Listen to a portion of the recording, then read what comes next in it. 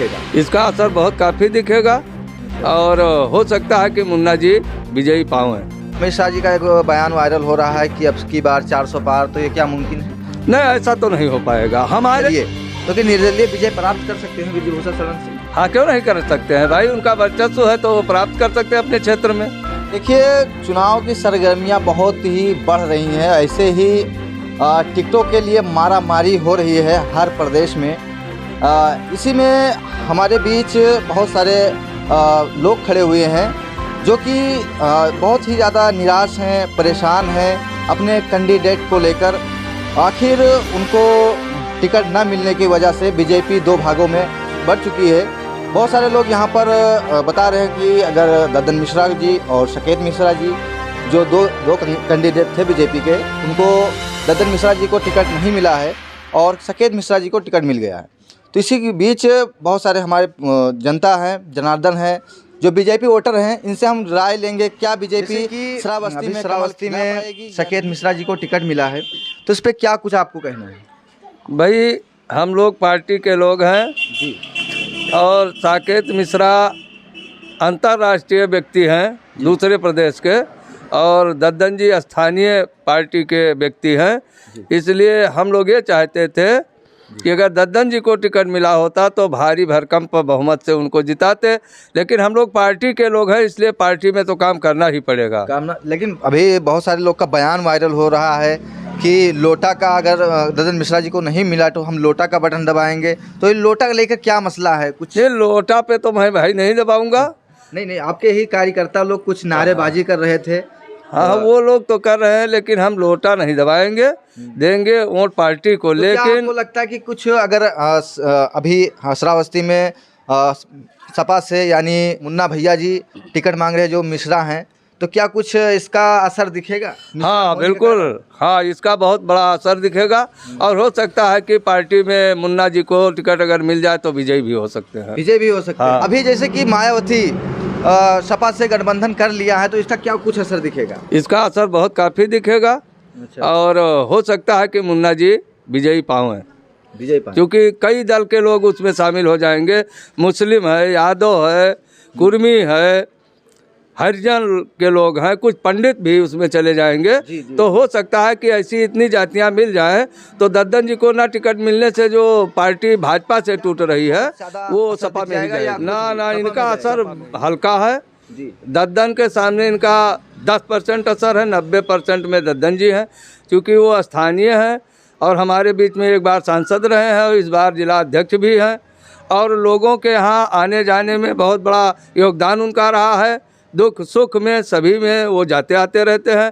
और साकेत जी को तो हम लोग अब पहचानना शुरू किए हैं थोड़ी सी देर में, अभी इससे पहले तो हम लोग जानते भी नहीं थे।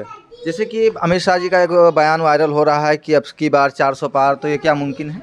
नहीं, ऐसा तो नहीं हो पाएगा, हमारे इस सीट में नहीं हो पाएगा। आगे तो पार्टी जाने भाई, पार्टी ने सोच विचार कर जो काम किया है। अगर गड़बड़ उल्टा सीधा अगर कर दिए होंगे तो हो सकता है कि कुछ बीजेपी को घाटा लगे यूपी से। बिल्कुल लग सकता है तो सपा के खाते में हमारे यहाँ की सीट जाएगी। कि मोदी जी का दुर्भाग्य है ऐसा कि उन्होंने अचानक टिकट बदल दिया, इसलिए अभी साकेत जी पूरे क्षेत्र में चल नहीं पाए हैं।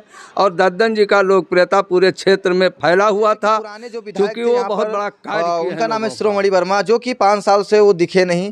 क्या कुछ कहना है शिरोमणि वर्मा के बारे में? भाई, शिरोमणि वर्मा यहाँ से आए और गठबंधन में जीत कर चले गए। हम लोगों का दुर्भाग्य था कि भाजपा के लोग 5 साल इंतजार करते करते डूब गए, और जब समय आया तो पार्टी के मुखिया भाई हमारे माननीय प्रधानमंत्री जी और अमित शाह वगैरह लोग मिल करके टिकट को ऐसे खाते में डाल दिया कि हम लोगों को फिर 5 साल दुर्भाग्य ही झेलना पड़ेगा। वजह से मिला टिकट या काम की वजह से? नहीं, पावर की वजह से उनको टिकट मिला है। काम की वजह से मिला होता तो उनकी ख्यात रहती हमारे लोकसभा में। जी। जैसे कि वो एक बात और भी बहुत चर्चा में वायरल हो रही है कि उन्होंने IAS IPS की तैयारी भी की थी और सिलेक्शन भी हो गया था, और जो कि अपना काम नहीं किए नौकरी, और आप लोग की सेवा में आ गए हैं। तो क्या मतलब एक पढ़ा लिखा नेता आपको मिल रहा है श्रावस्ती में, तो आप क्या कुछ चाहिए? नहीं, दद्दन जी भी पढ़े लिखे हैं भाई, पहले से वो मास्टर भी रह चुके थे। जी। और उनका भी ज्ञान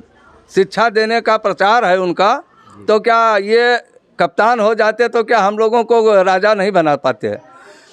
और जो पहचानता नहीं है वो राजा क्या बनाएगा पब्लिक को? राजा क्या बनाएगा? लेकिन ऐसी बात नहीं है।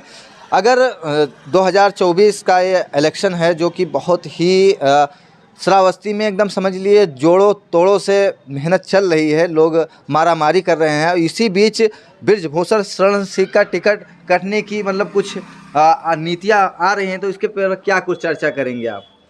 भाई क्या बीजेपी को अगर उनका टिकट कट जाएगा तो क्या कुछ नुकसान हो सकता है?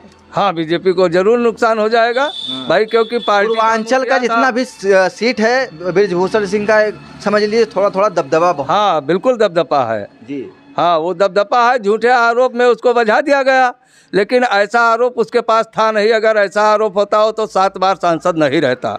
जी जी जी। उसका जो है, अगर मान लीजिए किसी तरह से कट जाता है इस टिकट तो क्या मतलब पार्टी का हाँ साफ हो सकती है? हाँ साफ हो सकती है।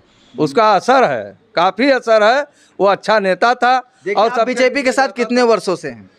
लगभग हम 20 वर्षों से 25 वर्षों से हैं बीजेपी के साथ। बीजेपी के साथ। जब हमारे यहाँ सर्वप्रथम हलधर किसान से रुद्रसेन चौधरी जी आए थे, तभी हम लोगों को उन्होंने बताया था पार्टी में रहने के लिए, और सीख भी दिया था। जो पद्म सेन जी के पिताजी हैं रुद्रसेन जी, उनके ज़माने से हम लोग और निर्दलीय लड़ बीजेपी में गए, हैं। तो क्या मतलब वो विजय प्राप्त कर सकेंगे? अब कोई कंफर्म नहीं है, चूँकि पार्टी का उनको पार्टी को अगर अदर तो पार्टी टिकट देगी नहीं। हाँ। एक हिसाब से समझ लीजिए, चाहे इंडिया गठबंधन हो या इंडिया अलायंस हो, अगर इसमें तो दूसरा मतलब दूसरा पार्टी तो उनको टिकट देगी नहीं, तो उनको एक ही चारा है, ओनली निर्दलीय। तो कि निर्दलीय विजय प्राप्त कर सकते हैं बृजभूषण शरण सिंह? हाँ, क्यों नहीं कर सकते हैं भाई, उनका वर्चस्व है तो वो प्राप्त कर सकते हैं अपने क्षेत्र में। जी जी। चलिए, बहुत बहुत जानकारी के साथ जो हमारे चाचा थे, बहुत बड़ी जानकारी दी है, जो कि ऐसी जानकारी कोई और अन्य व्यक्ति नहीं दे सकता है। तो इसी के साथ हम यहाँ पर इस एपिसोड को समाप्त करते हैं।